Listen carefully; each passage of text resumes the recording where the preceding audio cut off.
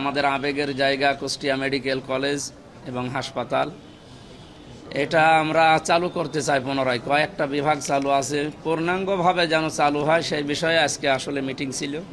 আমরা দীর্ঘ প্রায় 2-2.5 ঘন্টা কথা বলেছি এবং কয়েকটা বিষয়ে সিদ্ধান্ত অলরেডি নিয়েছি। আপনারা দোয়া করেন, আগামী কিছুদিনের ভেতরেই অন্তত একটা সুখবর শুনতে পারবেন, সুখবর জানতে পারবেন, যেটা শুনলে আপনাদেরও আনন্দ হবে। বিশেষ করে আমাদের এই কুষ্টিয়ার আশপাশ 4-5টা জেলার মানুষের উপকারের জন্যে, সেবার জন্য আমরা চেষ্টা চালাচ্ছি।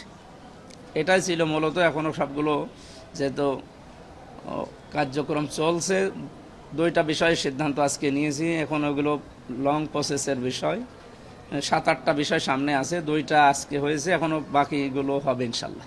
আমরা প্রথম 100 দিনের কর্মসূচির ভেতরে প্রত্যেকটা সরকারি অফিস আদালত যেগুলো আছে এগুলো আমরা জনবান্ধব করার চেষ্টায় ছিলাম। বিশেষ করে মানুষ ডিসি অফিসে, এসপি অফিসে, টিওনো অফিসে, থানা এগুলো যেতে ভয় পায় এবং আরও কাছে সিভিল সার্জনে আছে, এরপরে এলজিডি, এই সমস্ত জায়গায় মানুষ যেতে চায় না বা গেটে দাঁড়িয়ে থাকে ভয়ে যে কি না কি হয়ে যায়। আমরা চাচ্ছি এই জায়গাগুলোতে যেন মানুষের যাতায়াত সহজ হয়।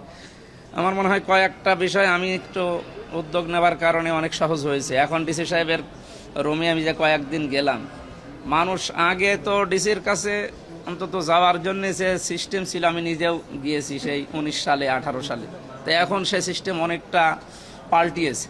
আপনি যে দেখবেন ওনার যে সেবাটা এখন, সেই সকাল 10টা থেকে শুরু হয়ে প্রায় ওনার যতক্ষণ পর্যন্ত শরীর পারে চেষ্টা চালিয়ে যাচ্ছে। এবং থানাতেও ওই অবস্থা না হলেও আসতেছে, এই কয়েকদিনে আর কি করা যাবে, চেষ্টা চালাচ্ছে, ইনশাল্লাহ হবে। মেডিকেল এবং সদর নিয়ে কিছু অভিযোগ আমার কাছে আছে লিখিত, এগুলো আমি জানিয়েছি, সদরে জানিয়েছি এবং সময় দিয়েছি, এগুলো পাল্টাতে হবে। ওনারাও প্রথমে অন্তত ভুল স্বীকার করে এবং কি মাপ চেয়েছে যে এটা আসলে আমাদের কন্ট্রোলের বাইরে ছিল এবং উপরওয়ালার দোষ দেয়। উপরওয়ালা কুষ্টিয়ায় কেউ নেই, উপরওয়ালা এখন আমি। সুতরাং যা হবে, কিছু হলে আমারে জানাবেন। দালালদের এবং ওই যে বিভিন্ন স্পিরিট মানির কথা বলা হয় এবং কালো কিছু হাত আছে, এই হাতগুলোর কথাও গোপনে কেউ কেউ জানিয়েছে। আমি সরাসরি জানিয়েছি যে 2 নম্বরই কেউ যদি করতে চায় সরাসরি বলবেন যে মাওলানার কাছে টাকা দেওয়া আছে বা এই বিষয় বলা আছে, আপনারা ওনার কাছে যান। মানে এত ক্ষমতা নিয়ে কে চলে কুষ্টিয়ায়, আমি দেখবো বাকিটা। নির্বাচন চলাকালীন সময়ে, সেই সময় তো আমরাও আপনাদের মতো। এখন যেহেতু পরিবর্তন এসেছে, এখন আমি খোঁজ নেব, আমি এখন নিজেও যাব, দেখি বাকিটা। আশা করছি থাকবে না ওই জায়গার যে বদনামটা অন্তত যেন আর না থাকে আগামীতে।